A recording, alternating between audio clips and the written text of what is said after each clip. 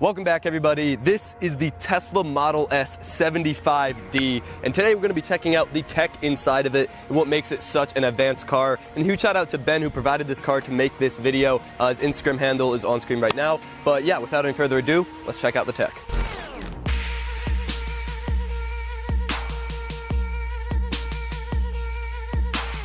So we're going to start with the key because it's kind of the natural first step. There's actually a lot of tech inside of the key. So when the car is locked and you go up to the car with the key in your pocket, the door handles will auto-present themselves and come out of the recessed mode, so you can then pull it and open the door. And there are also a couple other things with the key. So you can open the trunk with two presses of the back of the key where the trunk is, because it's shaped like the car, like that. And then you can press the front of it twice and open up the frunk, or the front trunk.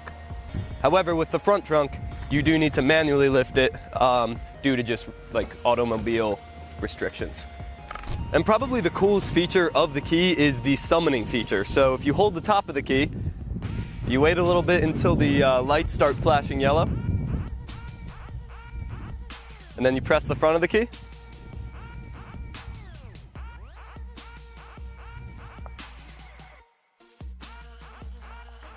There's no one in it. There's no one in that car. And then you can press it again to stop.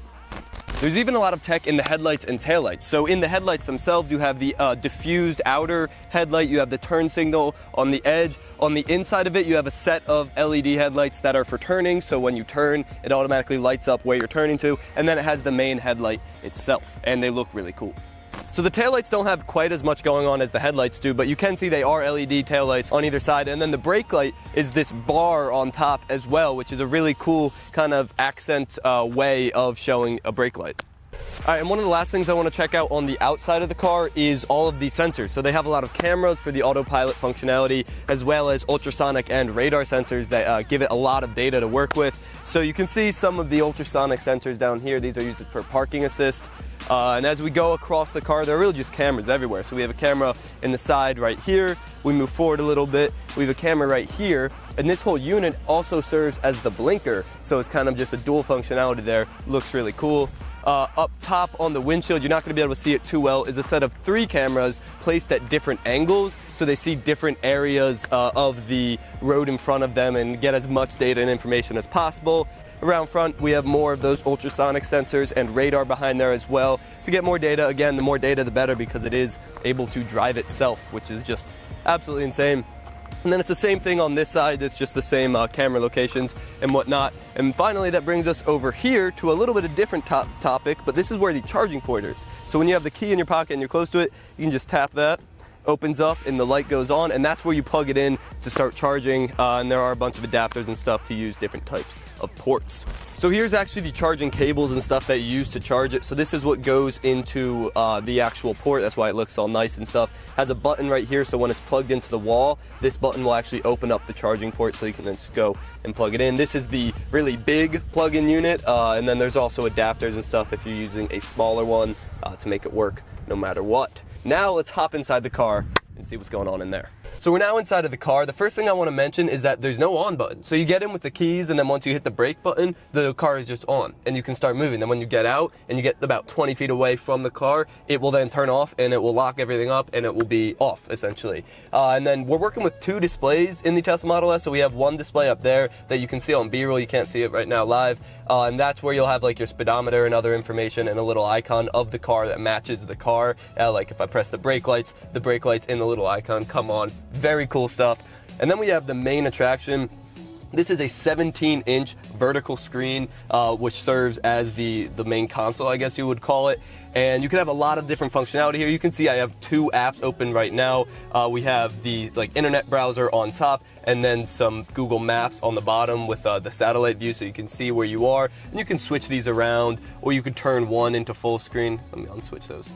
Or you could turn one into full screen if you want to, watch MS Tech or something, or then put it back into non-full screen. If you want to get something else there, you can just take the music, drag it right there, and then the music will come up. And one thing that I want to mention with this is that it actually has built-in LTE. So Tesla actually pays for that LTE, and that's how this is connected and gets data. So you can't connect your phone to it, but this unit itself basically serves as a giant tablet with its own LTE network, so you can get all the information and streaming music and stuff like that right there. But it won't actually play videos, and I want to include that because that's smart. You know, if you loaded up a YouTube video, it's not safe driving to be watching a YouTube video while driving. So you can load up web pages and get basic stuff on there, but no videos because, you know, safety.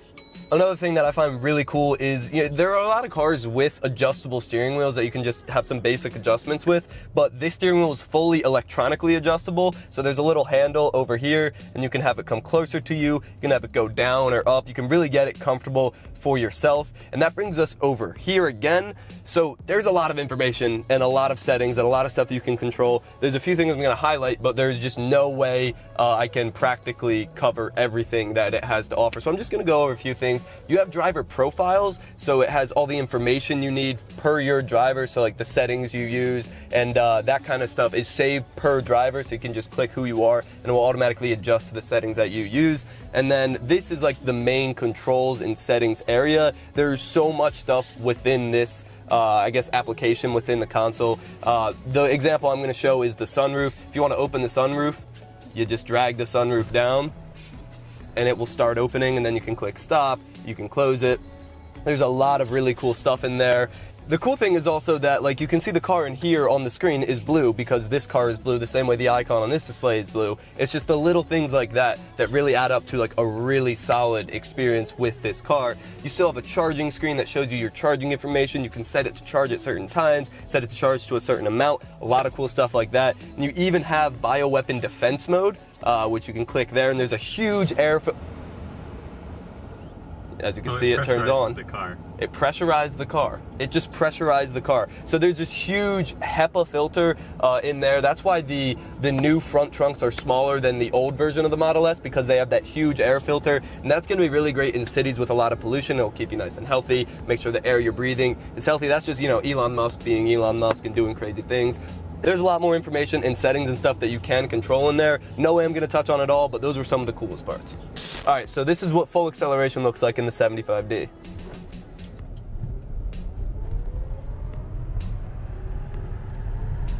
That's just absurd.